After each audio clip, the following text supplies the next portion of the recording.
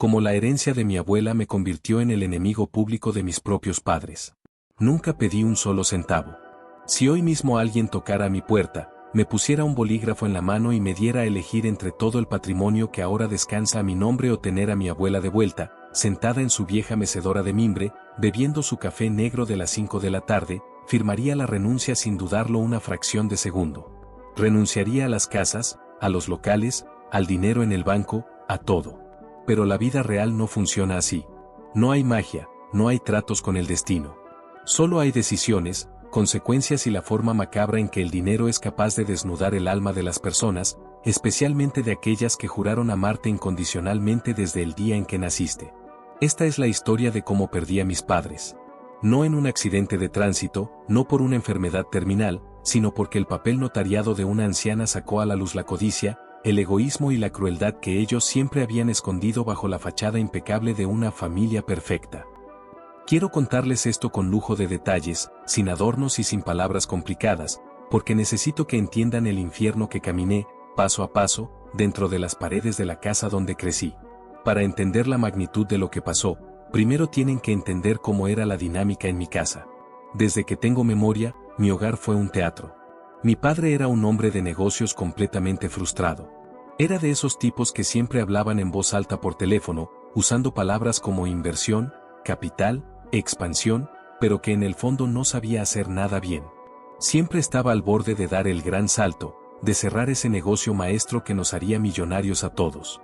Recuerdo que una vez empeñó el carro familiar para importar un contenedor de zapatos que resultaron ser defectuosos. Otra vez invirtió los ahorros de la universidad que mi abuela me había dado en un esquema piramidal que desapareció en 3 meses. Invariablemente, todas sus ideas brillantes terminaban en deudas asfixiantes que mi madre tenía que ayudar a maquillar. Mi madre, por su parte, era una mujer que vivía exclusiva y obsesivamente para el que dirán. La apariencia era su religión, su oxígeno. Si el mundo exterior creía que éramos ricos y felices, para ella eso era suficiente, sin importar la podredumbre que hubiera de puertas para adentro. Podíamos estar comiendo arroz blanco con un huevo frito durante 10 días seguidos porque no había dinero para hacer mercado. La luz podía estar a punto de ser cortada por falta de pago, pero llegaba el domingo y ella nos obligaba a vestirnos con ropa de marca, comprada a crédito, por supuesto, para ir a misa o a almorzar al club. En esos lugares, mi padre pedía el vino más caro, pagaba la cuenta de sus amigos riendo a carcajadas para parecer el magnate que no era, y mi madre sonreía con esa falsedad plástica que a mí me daba escalofríos. En medio de esa farsa asfixiante crecí yo. Fui un hijo silencioso, casi invisible. Aprendí a hacerme pequeño para no estorbar. Fui el espectador de sus discusiones a gritos por las madrugadas, cuando los cobradores llamaban a la casa y las tarjetas de crédito explotaban. Me pasaba las noches con la almohada sobre la cabeza, escuchando a mi padre culpar al gobierno o a la mala suerte, y a mi madre llorar porque no iba a poder ir al viaje de amigas que tanto había presumido. Pero yo tenía un refugio. Mi único puerto seguro en este mundo de apariencias de papel maché era ella. Mi abuela paterna, doña Leonor. Mi abuela era una mujer de otra especie, de otra época. De esas mujeres que construyeron su vida ladrillo a ladrillo, con las manos llenas de callos y el alma de hierro. Había enviudado muy joven, cuando mi padre apenas era un niño, y en lugar de hundirse, se hizo cargo de la ferretería que mi abuelo había dejado a medias. Con los años, a base de levantarse a las 4 de la mañana y trabajar hasta que se ponía el sol, transformó esa pequeña tienda en un negocio mayorista próspero. Compró un par de propiedades comerciales en el centro de la ciudad y construyó una casa hermosa, amplia y llena de luz en las afueras. Ella olía a madera, a café recién colado y a jabón de avena. Y lo más importante, ella no era ciega. Sabía perfectamente quién era su hijo y quién era su nuera. Conocía de sobra las ínfulas de mi padre, sus derroches absurdos y su incapacidad crónica para manejar un solo billete sin gastárselo en tonterías. Por eso, a lo largo de toda su vida, mi abuela mantuvo una estricta distancia financiera con ellos. Les daba regalos generosos en Navidad, nos invitaba a almorzar todos los fines de semana, pagaba mi seguro médico, pero nunca, jamás, le soltó las riendas de su patrimonio ni les prestó dinero para sus negocios. Eso enfurecía a mi padre de una manera visceral. Lo carcomía por dentro. A veces, en casa, lo escuchaba murmurar lleno de veneno que la vieja era una tacaña miserable que prefería ver a su propio hijo sufrir antes que aflojar la chequera. A medida que fui creciendo, la casa de mi abuela se convirtió en mi verdadero hogar. Mientras mis padres estaban ocupados aparentando ante la sociedad y peleando a puerta cerrada, yo me escapaba y pasaba mis tardes con ella. Hacíamos cosas increíblemente simples, pero que para mí eran el mundo entero. Me enseñó a cuidar sus orquídeas en el patio trasero, explicándome con paciencia cómo debían recibir la luz filtrada. Me contaba historias de cuando la ciudad era solo calles de tierra por las que pasaban carretas, me enseñaba a sumar y restar con las facturas viejas de la ferretería, y me preparaba sándwiches de queso derretido en una plancha de hierro que le quedaban crujientes, perfectos. Ella me veía. Cuando me miraba a los ojos, yo sentía que realmente me veía por quien yo era. No me trataba como un accesorio para la foto de Navidad familiar, como hacían mis padres. Me preguntaba cómo me sentía, que quería estudiar, que me daba miedo. Fue la única persona que me abrazó cuando un perro en la calle me mordió la pierna a los 10 años, mientras mi madre solo se quejaba de que le había manchado la tapicería del carro con sangre. Mi abuela era mi madre real. El tiempo pasó, y yo llegué a mis 22 años. Estaba en la universidad, estudiando administración precisamente porque quería entender cómo mi abuela había logrado construir su imperio desde cero. Pero fue en esa época cuando la salud de doña Leonor empezó a desmoronarse. Un problema cardíaco silencioso, de esos que no duelen pero que te roban el aliento día tras día, comenzó a apagarla lentamente. Su piel se volvió casi transparente, dejó de ir a la ferretería y empezó a pasar la mayor parte del día sentada en su mecedora o en la cama. Y fue entonces, justo en ese momento de debilidad, cuando empezó el verdadero y repugnante espectáculo macabro en mi familia. De la noche a la mañana, mis padres, que pasaban meses enteros sin ir a visitarla con la excusa de que estaban muy ocupados con el club y los negocios, comenzaron a peregrinar a su casa todos los días. La transformación fue tan asquerosa que me daba náuseas.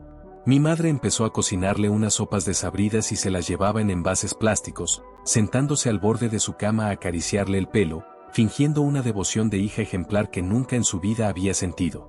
Mi padre, por su lado, se mostraba exageradamente solícito, pero sus verdaderas intenciones no tardaron en asomar.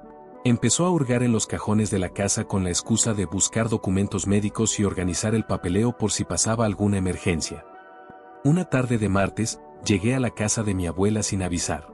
La casa estaba en silencio. Caminé por el pasillo y vi la puerta del estudio entreabierta. Me asomé y ahí estaba mi padre. Estaba de espaldas a la puerta, tasando con la mirada una colección de relojes antiguos que habían sido de mi abuelo y que mi abuela guardaba en una vitrina. Lo vi abrir el cristal, sacar uno de los relojes de oro de bolsillo, pesarlo en su mano y sonreír. Vi el brillo en sus ojos a través del reflejo del vidrio. No era la mirada de un hijo aterrorizado por la inminente pérdida de su madre, era la mirada calculadora y fría de un buitre que está contando los kilos de carne que van a quedar disponibles cuando el animal herido por fin cierre los ojos. Me quedé helado. Di un paso atrás y salí de la casa sin hacer ruido. Lloré en el autobús de regreso a mi casa, no por la muerte que se acercaba, sino por la bajeza de mi propia sangre. Pero mi abuela, aunque su cuerpo estuviera fallando y necesitara oxígeno un par de horas al día, no tenía ni un solo pelo de tonta. Su mente seguía siendo un bisturí afilado. Ella veía el teatro de mis padres con la misma claridad que yo. Una mañana, aproximadamente un mes antes de su muerte, me llamó a mi celular. Aprovechando que mis padres le habían dicho que tenían un evento social ineludible, un desayuno benéfico o alguna de esas basuras para aparentar, me pidió que fuera rápido a su casa y que pidiera un taxi de confianza. Cuando llegué, ya estaba vestida. Llevaba su abrigo de lana gris y su bolso negro bien agarrado. Se veía cansada, pálida, y respiraba con un poco de dificultad, pero había una firmeza en sus ojos que no admitía ningún tipo de discusión.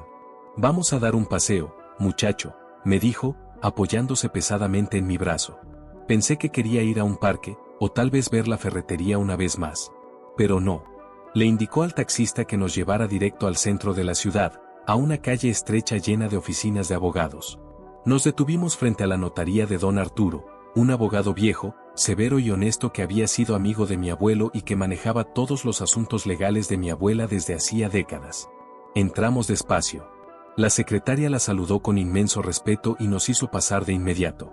Mi abuela se detuvo en la puerta de la oficina de don Arturo, se giró hacia mí y me señaló las sillas de la sala de espera. «Espérame aquí. No te muevas. Esto es algo que tengo que hacer sola», me ordenó con dulzura pero con autoridad. Me senté en esa silla de cuero frío durante casi 2 horas. 2 horas en las que mi cabeza dio 1000 vueltas, imaginando todo tipo de escenarios. Cuando finalmente la puerta se abrió, don Arturo salió sosteniéndola del brazo. Mi abuela se veía exhausta, como si hubiera corrido un maratón, pero al mismo tiempo su rostro reflejaba una paz extraña y profunda. Don Arturo me miró, me dio la mano con mucha fuerza y asintió levemente con la cabeza, sin decir una palabra.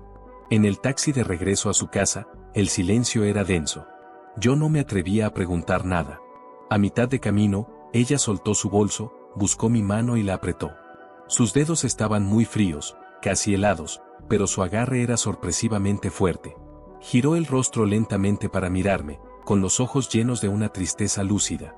«No dejes que te coman vivo», me susurró, casi pegada a mi oído para que el taxista no escuchara. «Tu padre no sabe construir nada, mijo. Solo sabe gastar, destruir y quejarse.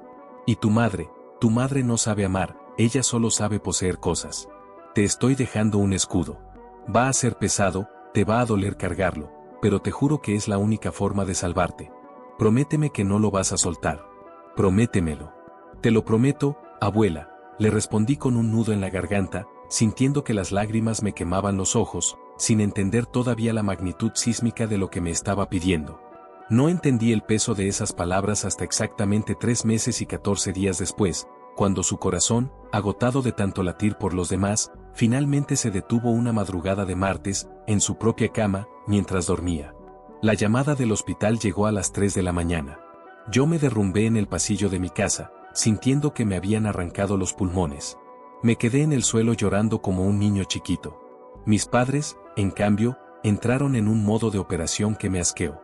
Sí, hubo lágrimas, pero el funeral que organizaron fue una maldita obra de teatro, una producción de Hollywood diseñada para exaltarlos a ellos. El velorio fue en la funeraria más cara de la ciudad. Mi madre vestía de luto riguroso pero con un vestido que se notaba que era nuevo y carísimo. Lloraba a mares de forma intermitente, siempre asegurándose de estar abrazada a sus amigas del club o a las esposas de los políticos locales que habían asistido por compromiso. Recibía el pésame como si ella fuera una mártir, secándose las lágrimas con un pañuelo de encaje. Mi padre, por su parte, paseaba por la sala de velación con una expresión solemne, de patriarca afligido. Lo escuché claramente, mientras yo estaba sentado en la última fila de sillas intentando desaparecer del dolor, hablando en voz baja con el gerente de un banco. «Es un golpe duro, muy duro», decía mi padre, suspirando de forma exagerada. «Pero bueno, la vida sigue. Ahora caen sobre mis hombros unas responsabilidades inmensas. Administrar todo el legado de la familia, las propiedades, no será fácil, pero es mi deber como único hijo». Sentí asco. Sentí rabia. Lloré hasta que me dolió la cabeza, ignorado por completo por mis propios padres, quienes estaban demasiado ocupados ordenándole a los meseros que sirvieran más café y sándwiches a los invitados de categoría. Para ellos, la muerte de doña Leonor no era una pérdida, era el trámite burocrático necesario para cobrar el premio mayor que habían estado esperando toda su vida. La verdadera pesadilla comenzó 2 semanas después del entierro. El polvo ni siquiera se había sentado sobre la lápida de mi abuela cuando mi padre ya no pudo contener más la ansiedad.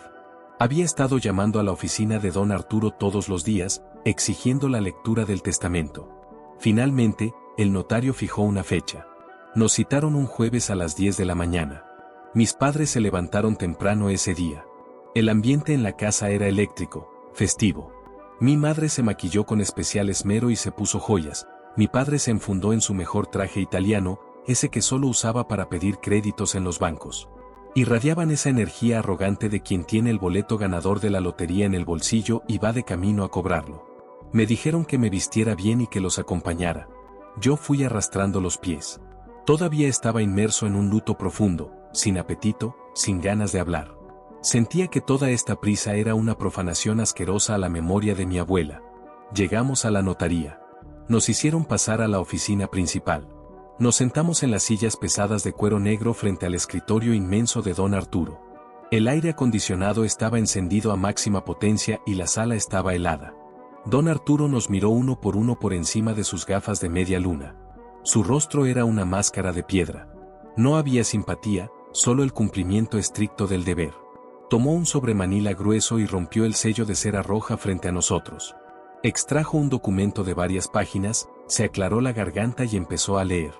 Al principio, durante los primeros 10 minutos, todo era jerga legal, fría e incomprensible. Que ella declaraba estar en pleno uso de sus facultades mentales, físicas y volitivas, que revocaba cualquier testamento o disposición anterior, que su estado civil era viuda. Mi padre no dejaba de mover la pierna, impaciente, golpeando el suelo con la punta del zapato, asintiendo con la cabeza a cada palabra de trámite.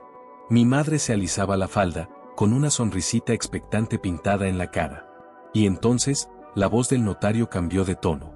Se volvió más alta, más deliberada. Había llegado a la cláusula de repartición de bienes. Leyó, con una claridad que todavía hoy retumba en mis pesadillas. Conociendo plenamente la naturaleza de mis bienes y a mis herederos forzosos, declaro mi voluntad inquebrantable de disponer de mi patrimonio de la siguiente manera: a mi hijo, le dejo estrictamente la legítima que la ley me obliga a entregarle, porción que declaro cubierta y pagada en su totalidad mediante la entrega de la póliza de seguro de vida número. Mencionó un número, y el cofre de joyas familiares descrito en el anexo A. Y por la presente, instituyo como mi único y universal heredero del porcentaje de libre disposición y de la totalidad del resto de mis bienes, incluyendo la ferretería, las propiedades comerciales, la casa de habitación y todas mis cuentas bancarias nacionales e internacionales, a mi amado nieto. Y dijo mi nombre completo. Fuerte. Claro. El silencio que cayó sobre esa oficina fue el sonido más ensordecedor y aplastante que he experimentado en mi vida. Fue físico. Sentí como si la presión del aire hubiera cambiado de golpe, succionando todo el oxígeno de la habitación. Nadie respiraba. Don Arturo ni siquiera parpadeó. Continuó leyendo un par de cláusulas más, donde se nombraba a un albacea temporal para asegurar la transición de los negocios a mi nombre, y estipulaciones específicas para evitar que mis padres pudieran administrar ni un solo centavo de lo mío alegando mi edad o inexperiencia. La abuela había construido una fortaleza legal a mi alrededor.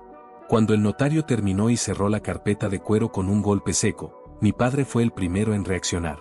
Debe haber un error. Su voz no sonó como un rugido, sino como un chillido agudo, estrangulado, como si alguien le estuviera pisando la garganta con una bota. No hay ningún error, señor, respondió don Arturo mirándolo fijamente, ajustándose las gafas. Doña Leonor fue extremadamente clara y específica.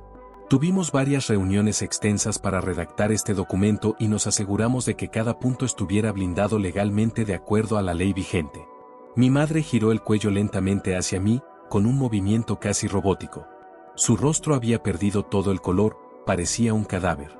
Los ojos se le abrieron de una forma demencial, desorbitada, mostrando el blanco alrededor de las pupilas. Tú, Ciceo. Fue un sonido que parecía salirle del estómago. Tú sabías esto. Tú, maldito hipócrita, la manipulaste. Mamá, yo no sabía nada, se los juro por Dios, yo no sabía qué decía ese papel. Intenté balbucear, encogiéndome en la silla, sintiendo que el pánico me subía por la garganta como bilis. Al escucharme, mi padre estalló. Se levantó de un salto, con tanta violencia que volcó la pesada silla de cuero hacia atrás. El estruendo en la oficina fue terrible. Eres un desgraciado malagradecido. Rugió. La vena de su cuello saltó, gruesa y palpitante.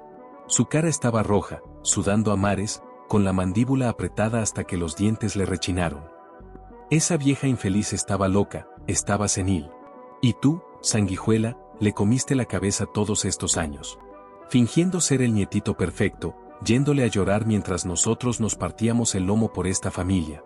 Te aprovechaste de una anciana enferma que no sabía lo que hacía. Me encogí. Nunca había visto a mi padre así. Parecía que iba a golpearme allí mismo. Don Arturo se puso de pie, golpeó el escritorio con la mano abierta y alzó la voz, amenazando con llamar a la seguridad del edificio y a la policía si no se calmaban de inmediato. Mis padres, dándose cuenta de que hacer un escándalo público arruinaría su sagrada imagen, retrocedieron. Pero antes de salir furiosos de la oficina, dando un portazo que hizo temblar los cristales, se detuvieron en el umbral. Mi madre me clavó una mirada que me heló hasta los huesos. Fue una mirada de odio puro, destilado. No era la decepción de una madre hacia un hijo, era la furia primitiva y asesina de un animal salvaje al que le acaban de arrancar su presa de las mandíbulas. A partir de ese mediodía, mi vida se transformó en una tortura psicológica de 24 horas, diseñada milimétricamente por las dos personas que me dieron la vida con el único objetivo de quebrarme la mente. El problema era que yo seguía viviendo con ellos. Aunque ahora, sobre el papel, yo era dueño de propiedades, cuentas con dinero y negocios rentables, el proceso de sucesión, la liquidación de impuestos y la liberación de los fondos por parte de los bancos tomaba tiempo. Meses, de hecho. Y yo, un estudiante universitario que apenas trabajaba medio tiempo como asistente, no tenía la liquidez económica en mi bolsillo para alquilar un apartamento y largarme ese mismo día. Ese fue mi error más grande, mi ingenuidad fatal, no haber huido de esa casa esa misma tarde, aunque fuera para dormir debajo de un puente. La primera fase de su guerra fue la ley del hielo, combinada con una agresión pasiva insoportable. Dejaron de hablarme por completo. Si yo entraba a la cocina a buscar un vaso de agua, mi madre dejaba lo que estaba haciendo, me miraba con asco, chasqueaba la lengua y salía dando un portazo. Pero no era un silencio pacífico donde cada uno está en lo suyo, era un silencio espeso, cargado de veneno, un silencio que gritaba que yo era un intruso, una plaga. Dejaron de cocinar para mí. Si hacían mercado, compraban estrictamente lo que ellos dos iban a consumir. Compraron un candado grueso y se lo pusieron a la despensa principal. Guardaban la carne buena y los lácteos en una neverita ejecutiva que mi padre metió en su habitación con llave. Si yo quería comer, tenía que sobrevivir con mis pocos pesos comprando comida en la calle o latas de atún que escondía debajo de mi cama. Por las noches, la tortura subía de nivel. A veces, a las 2 o 3 de la mañana, yo escuchaba los pasos pesados de mi padre caminando por el pasillo de madera. Sentía cómo se detenía justo frente a la puerta cerrada de mi cuarto. Me quedaba paralizado en la cama, aguantando la respiración. Lo escuchaba respirar fuerte al otro lado de la madera, bufando como un toro rabioso. Se quedaba ahí de pie durante 5, 10 minutos eternos. Y justo cuando yo empezaba a relajarme creyendo que se había ido, golpeaba la puerta con el puño cerrado. Un solo golpe. Fuerte, seco y violento, que me hacía saltar el corazón del susto. Luego se iba a dormir. Era terrorismo doméstico en su máxima expresión. Querían volverme loco. Querían que el miedo me hiciera suplicar.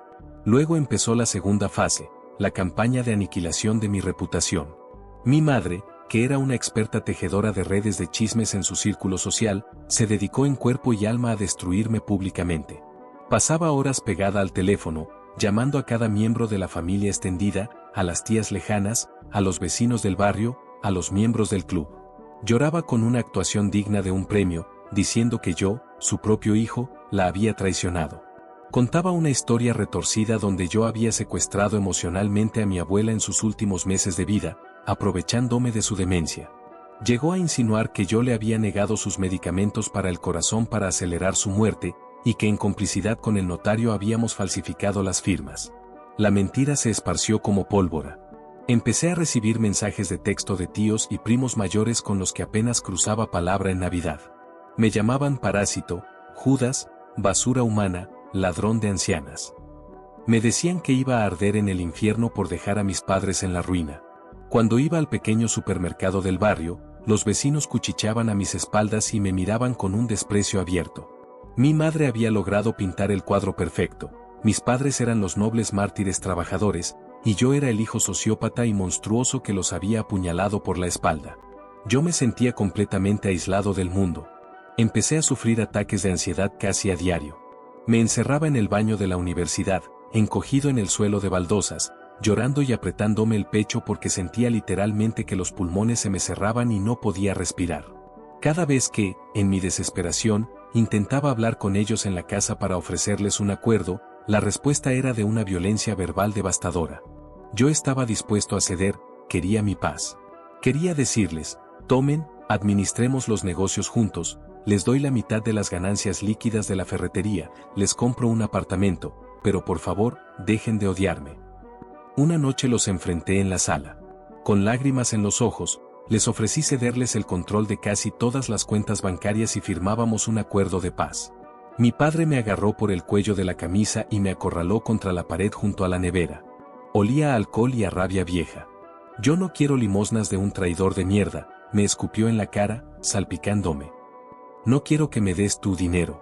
Quiero lo que es mío por derecho de sangre. Es mi madre, no la tuya. Vamos a impugnar ese maldito testamento. Vamos a demostrar ante un juez que esa vieja estaba demente, babeando, y que tú eres un estafador. Te voy a arrastrar por los tribunales hasta que no te quede para pagar ni un pasaje de bus, y vas a terminar pudriéndote en la cárcel. ¿Me escuchaste? Cumplieron su amenaza. Contrataron a un abogado. Sé de buena fuente que gastaron los últimos pesos que les quedaban de ahorros y que sacaron un préstamo usurero respaldado por el miserable seguro de vida que les dejó la abuela para pagarle a un picapleito sin escrúpulos. Este abogado empezó a enviarme requerimientos legales absurdos a mi universidad, para humillarme públicamente. Me citaban a centros de conciliación donde el único objetivo de la reunión era que el abogado y mis padres me gritaran, me presionaran y me amenazaran con procesos penales por abuso y explotación de persona mayor con vulnerabilidad cognitiva. La presión llegó a un punto tan insoportable que empecé a perder el pelo por el estrés. No dormía. Pasaba las noches en vela escuchando los ruidos de la casa. Y entonces llegó el día del punto de quiebre. El día que lo cambió todo para siempre. Era un viernes. Llegué a la casa a eso de las 6 de la tarde, agotado después de un examen en la universidad y de mi turno de trabajo. Al entrar, noté que la puerta de mi habitación estaba abierta de par en par. Entré y el corazón se me detuvo. Mi cuarto estaba totalmente destrozado. Parecía que había pasado un huracán. Habían vaciado todos los cajones de mi escritorio y de mi closet en el centro de la habitación. Mis libros estaban tirados y con las hojas dobladas. Habían destripado el colchón de mi cama buscando no sé qué, supongo que creían que yo tenía escondido el testamento original o algún documento bancario, ignorando que todo estaba en la notaría y en el banco. Mi ropa estaba pisoteada en el suelo. Pero lo que me destruyó, lo que me hizo caer de rodillas en medio de ese desorden, no fue el daño material. Fue lo que encontré encima de los resortes expuestos de mi cama. Era el marco de fotos que yo tenía en mi mesa de noche. Una foto de cuando yo tenía apenas 1 año de edad. Estaba en los brazos de mi madre, y mi padre nos abrazaba a los dos. Estábamos sonriendo. Era la única prueba física que yo guardaba de que alguna vez fuimos una familia feliz. El cristal del marco estaba destrozado a martillazos. Y la foto misma había sido arrancada y rota deliberadamente, despacio, justo por la mitad, separándome a mí de ellos. Me quedé mirando esos 2 pedazos de papel brillante durante horas. Lloré hasta que sentí que me iba a deshidratar. Lloré por el niño de esa foto. Lloré por la madre que nunca tuve y por el padre que me veía como un enemigo. Pero cuando las lágrimas se acabaron, algo dentro de mi cabeza hizo un clic frío, metálico y definitivo. El dolor agudo y desgarrador de sentirme rechazado y violentado por las 2 personas que se suponía debían ser mis protectores absolutos en el mundo, se transformó de repente en una claridad gélida, casi analítica. Lo vi todo con una nitidez dolorosa. Me di cuenta de que nunca, jamás me habían amado de verdad. Su supuesto amor de padre siempre había estado condicionado a mi docilidad y, sobre todo, a que yo no interfiriera en su ambición por el dinero. Recordé las palabras de mi abuela en el taxi: tu madre no sabe amar, solo sabe poseer. Tenía toda la razón. Yo no era su hijo en ese momento, yo era simplemente un obstáculo financiero que se interponía entre ellos y su estilo de vida de fantasía. Comprendí que si yo cedía, si les entregaba la herencia en bandeja de plata para salvar a la familia y que dejaran de atacarme, no iba a ganar su amor genuino. Solo iba a comprar su tolerancia temporal. Me iban a palmear la espalda hasta que despilfarraran, en viajes y malos negocios, el último centavo que mi abuela había sudado toda su vida. Y cuando estuvieran arruinados de nuevo, volverían a despreciarme, culpándome a mí por no haberles dado más. No iba a permitirlo. Mi abuela me había dado un escudo para no dejarme comer vivo, y yo estaba a punto de entregárselo a los lobos. No más. A la mañana siguiente, me levanté a las 4 de la madrugada. No encendí las luces. Metí la ropa que no estaba arruinada en una maleta de lona, recogí mis libros más importantes y agarré mi computador. Tenía unos pocos ahorros en mi cuenta de nómina del trabajo, lo suficiente para un mes. Salí de la casa en el silencio más absoluto. No dejé ninguna carta melodramática sobre la mesa. No hubo gritos de despedida, ni portazos cinematográficos.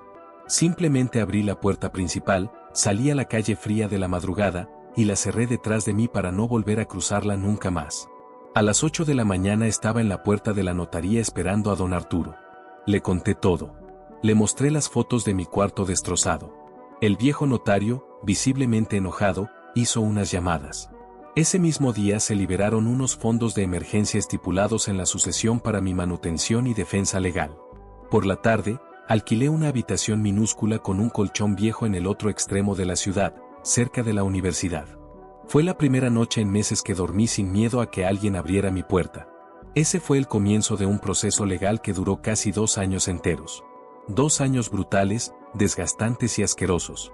Tuve que sentarme en la misma sala de audiencias que ellos, separados por apenas un par de metros de madera barnizada.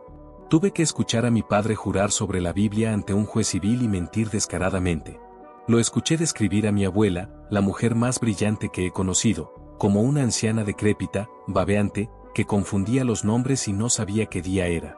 Tuve que escuchar al abogado de ellos presentar testimonios falsos de supuestos amigos de la familia que decían haberme visto gritándole a mi abuela para obligarla a firmar papeles. Todo era lodo. Todo era sucio.